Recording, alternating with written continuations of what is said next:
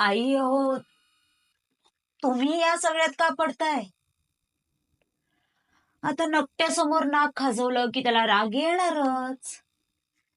तुम्ही वहिनींना काही बोलणार, राग भाऊजींना येणार. ते वहिनींची बाजू घेऊन तुम्हाला वाटेल तसं बोलणार. आणि तुम्हाला काही वाईट बोललेलं, तुम्हाला त्रास झालेलं मला अजिबात चालणार नाही हो. अजिबातच नाही. मान्य आहे मला. मला मान्य आहे. तुम्हाला या घराचं गोकुळ झालेलं बघायचंय. पण तुम्हाला वाटून काय उपयोग? त्यांना पण वाटायला नको. अहो, त्यांनाच बाळ नकोय. त्याला तुम्ही तरी काय करणार? म्हणजे काल वहिनी अशा काही बोलत होत्या म्हणून सांगू? जाऊ दे बाई. मी सांगू नये आणि तुम्ही ऐकू नये बघा.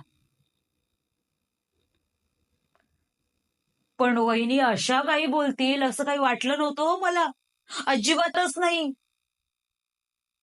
अहो, आई विरुद्ध मुलाचे कान भरावे म्हणजे काय? यापेक्षा दुर्दैव ते कोणतं? म्हणजे बघा आई, ही अशी बाई घरात असण्यापेक्षा नसलेलीच बरी ना. आता मी बोलून तरी काय उपयोग म्हणा. सगळे निर्णय तर तुमच्या हातात आहेत की नाही. म्हणजे बघा तुम्ही, विचार करा. नाहीतर उद्या बरं वाईट घडायला वेळ लागणार नाही.